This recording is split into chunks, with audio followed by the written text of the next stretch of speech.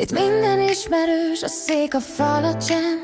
Tudom mi hol van, hogy működik, és szinte nem kérdés semmi sem. Biztonságos, nem mindig jó, de ismerős, megszokott, kiszámítható, nem ködös. Nem túl sok, nem kevés, kicsit uncsi, de ki tudja mi van kint. Az ismeretlen kicsit félelmetes, de azért érdekes, hívogat és rájövök. Nem kell nagy ugrás, csak kis lépés, előbb csak egy új szív.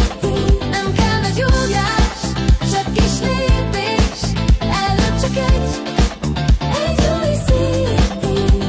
Egy új szín, amit eddig nem viseltem, egy új íz, amit még nem kóstoltam, egy új útvonal, amin még nem jártam, egy új könyv, amilyet még nem olvastam, egy új dal, amit még nem dúdoltam. Hívogat és rájövök, nem kell nagy ugrás, csak kis lépés, előbb csak csak kis lépés, előbb csak valami apróság, amit megváltoztathatok. Ott kezdődik az élet, legyőzöm a félelmet. Nem ígér csodát, nem mondja, hogy könnyű lesz, csak annyit súg, élj, ne csak létezz. Kicsit remeg a térdem, és egy picit félek, de izgatott a szívem, boldogság dallamok ringatóznak bennem. Yeah, yeah. Nem kell nagy ugrás, csak kis lépés, előbb csak egy új szív. Nem kell nagy ugrás, csak kis lépés, előbb csak egy új szív.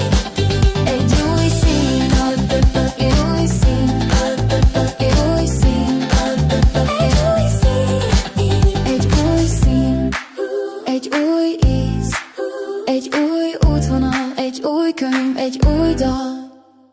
Nem kell rohannom, nem kell nagy ugrás, elég egy döntés, egy apró elindulás.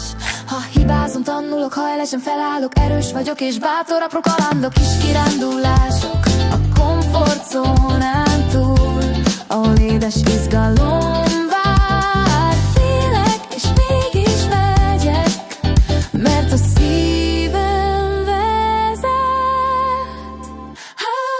Egy új szín, egy új szín, egy új szín, egy új szín, egy új szín, egy új íz, egy új útvonal, egy új könyv, egy új dal.